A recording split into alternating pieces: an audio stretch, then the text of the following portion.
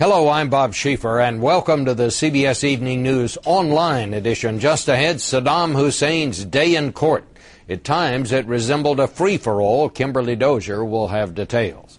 Also, we'll investigate whether there's a link between antiperspirants and breast cancer in the Inside Story. And designer dogs.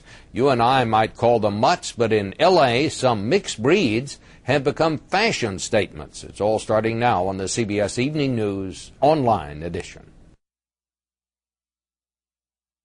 You have to wonder now just how long this is going to go on. Saddam Hussein's trial was convened for the third time today, and once again Saddam screamed, complained, threatened the judge, and said he was not afraid to die. But again, the proceedings went nowhere, and the trial was adjourned until tomorrow. For the latest on today's developments, we go to Kimberly Dozier in Baghdad. The hearing looked more like a three-ring circus than a trial against a dictator for crimes against humanity. Saddam railed at the court, jumping from his chair time and again. "I'm not afraid to face death," he said. He apologized for attacking the judge, but said he wasn't just defending himself, he was defending all of Iraq. Saddam's half-brother, Barzan al-Takriti, threatened to witness, saying he should be killed. "Go to hell," the man replied. Takriti later spat at a heckler in the gallery. It was seldom dignified. The judge tried and often failed to keep them quiet. That is, when he could keep them in court. Former U.S. Attorney General Ramsey Clark insisted on speaking on Saddam's behalf. "We're going to leave the courtroom if you don't accept this." The judge didn't, so the defense team walked out, returning only once Clark was allowed to speak. The defendant's lawyers... Clark argued for another delay until Saddam's Iraqi lawyers are provided with security. And unless it is seen as absolutely fair and is absolutely fair in fact, it will irreconcilably divide the people of Iraq. In the end, only 2 of today's 10 planned witnesses testified. Ahmed Hassan Mohammed was a teenager when he and some 400 men, women, and children were dragged away after an attack on Saddam's motorcade in Dujail. Women were screaming and they were hitting us, he said. Powerful emotions. But Saddam's performance ruled the day, to the disgust of some Iraqis. The judge himself should be more harsh or more stiff with Saddam Hussein. In Shiite areas, many are tiring of the constant delays. Everybody's waiting for this day, and I hope they're not playing games. But that's exactly what legal experts say the defense team is doing, using every trick in the book to try to delay a possible guilty verdict and to give Saddam a platform to attack his enemy, the United States. Bob? Well, Kimberly, is this thing going anywhere? It just appears to be nothing but just a spectacle so far.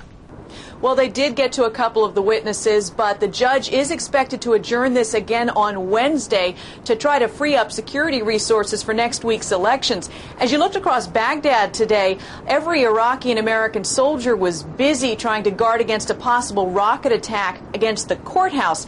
Next week, they have to protect voters.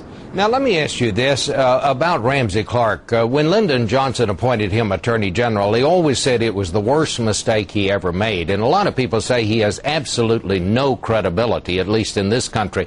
Is he being taken seriously there? Well, here they don't really know much about Clark other than he's an American lawyer and a former American official. They treat him with respect, and the judge did allow him to speak in court today. All right. Well, thank you very much, Kimberly. The American Cancer Society estimates more than 250,000 women have been diagnosed with breast cancer this year. Scientists know there's a genetic link to some breast cancers, but some argue there is also a link between breast cancer and antiperspirants. Could that be true? That is Cheryl Atkinson's Inside Story. If you've checked out the back of your antiperspirant lately, you might have noticed something different. New labels required by the FDA. They point out that antiperspirants are drugs containing aluminum ingredients. That's what stops the sweat. The aluminum is also what concerns some people, including Dr. Chris McGrath. I personally feel there is a very strong correlation between underarm hygiene habits and breast cancer. Dr. McGrath, an immunologist and instructor at Northwestern University, has been intrigued by a potential breast cancer link since med school. This is Elaine. It got personal when his wife, a frequent shaver and antiperspirant user, got breast cancer. She was diagnosed with breast cancer in 1987. She died in 1989. People who don't believe in a link point to this 2002 study that finds no connection. But it didn't take into account how often a woman shaved and used antiperspirant, which McGrath considered crucial. So he did his own study of breast cancer patients and found this: the more these women shaved and used antiperspirants, the sooner they got breast cancer. You're not trying to say that all cases of breast cancer could be linked to antiperspirants and shaving? Absolutely not. Breast cancer has existed since Hippocrates, but when you plot the sales of antiperspirant deodorants with the incidence of breast cancer in the United States, they both have grown almost in a parallel fashion. It's not conclusive proof, but enough, McGrath says, to call for large-scale studies. Rumors of a link between antiperspirant, shaving, and breast cancer have circulated for years, but had been written off as an urban myth by most, including the FDA's website, which calls it a false, scary story. We tried to ask the FDA whether the case really is closed, but they wouldn't let us interview any of their experts. Instead, they seemed to shift from the myth status, telling us FDA is aware of concerns that antiperspirant use and underarm shaving may be associated with increased risk of breast cancer. Overall, the studies are inconclusive. The FDA hopes definitive studies will be conducted in the near future. The billion-dollar antiperspirant industry says the products are undeniably safe. Has this issue been definitively laid to rest? There is no possibility of a link between breast cancer and antiperspirants? I think that the products are safe. I think that the best science is being applied to making that determination that they're safe. But you're not saying yes or no? You know, it's not a yes or no answer. The National Cancer Institute and the American Cancer Society agree a link can't conclusively be ruled out. But they all say there's no reason to throw out your antiperspirant in fear. Dr. McGrath advises his patients to consider the uncertainties. At least one of them thinks the government ought to go public and admit the breast cancer antiperspirant myth might not be a myth after all. I think that the government should take an honest stand and say if they're not sure, so that women have the right to know and that they can make their own choice. Now, tomorrow we'll tell you the difference between antiperspirants and deodorants and what alternatives are out there if you have health concerns. Bob? Well, he says, one of the people there says it's not a yes or no answer. So where are we on this? Is this something people ought to be really worried about, or is it just something that still nobody really knows yet? The second category, I wouldn't panic about it. It's just more information until something more definite is known.